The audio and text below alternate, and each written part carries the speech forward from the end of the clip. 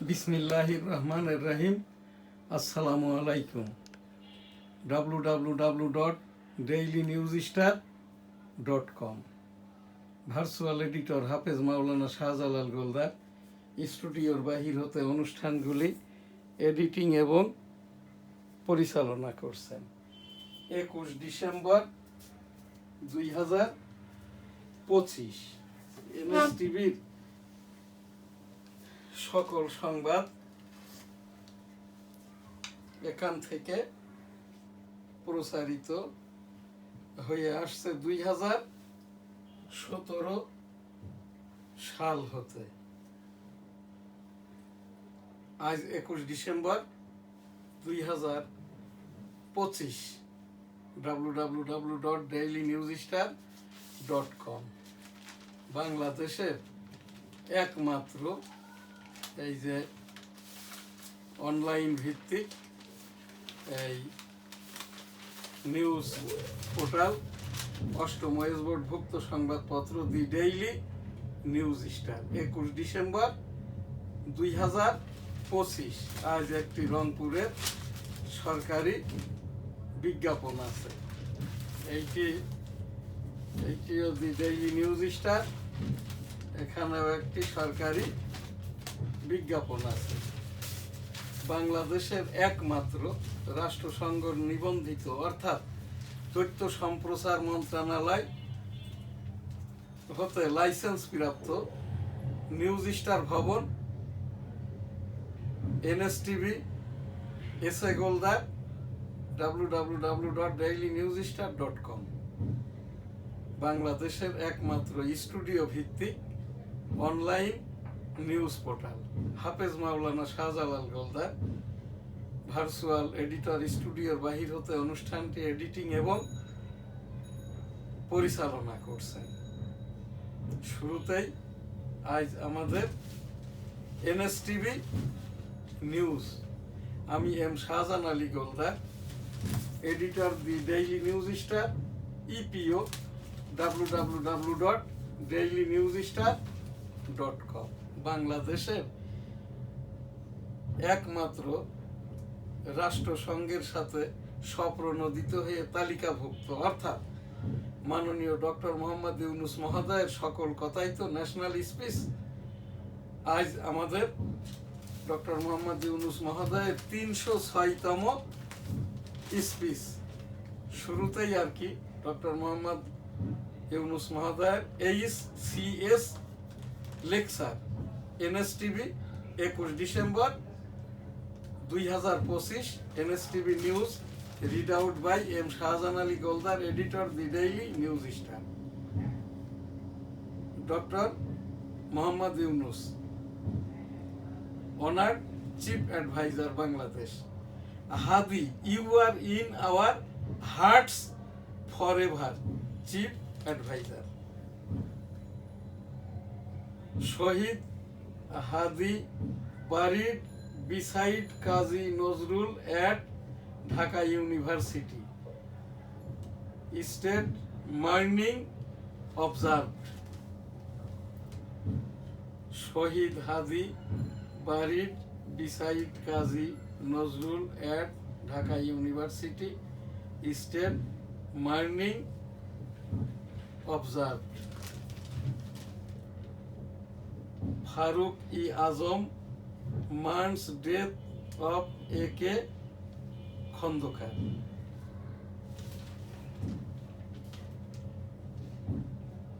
Epstein files open. Epstein files open. Famous faces many backed out pages. Pilot in Mexico City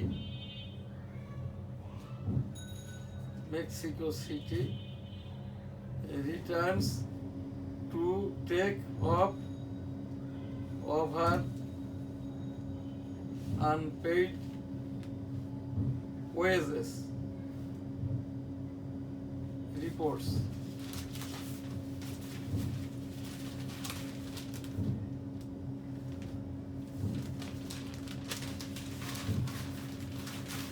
এনএসটিভি news একটি রাজনৈতিক বিজ্ঞাপন 13তম জাতীয় সংসদ নির্বাচন 2026 সালের 12 ফেব্রুয়ারি তফসিল ঘোষিত হয়েছে। নির্বাচনী ডেট শিডিউল মোতাবেক নমিনেশন ফর্ম সাবমিশনের শেষ তারিখ 29 ডিসেম্বর 2025। এবার একই প্রার্থী রাজনৈতিক দলীয় বা স্বতন্ত্র বাংলাদেশের যে কোনো 3টি আসন হতে সংসদ সদস্য পদে স্বতন্ত্র বা দলীয়ভাবে প্রতিদ্বন্দ্বিতা করতে পারবেন।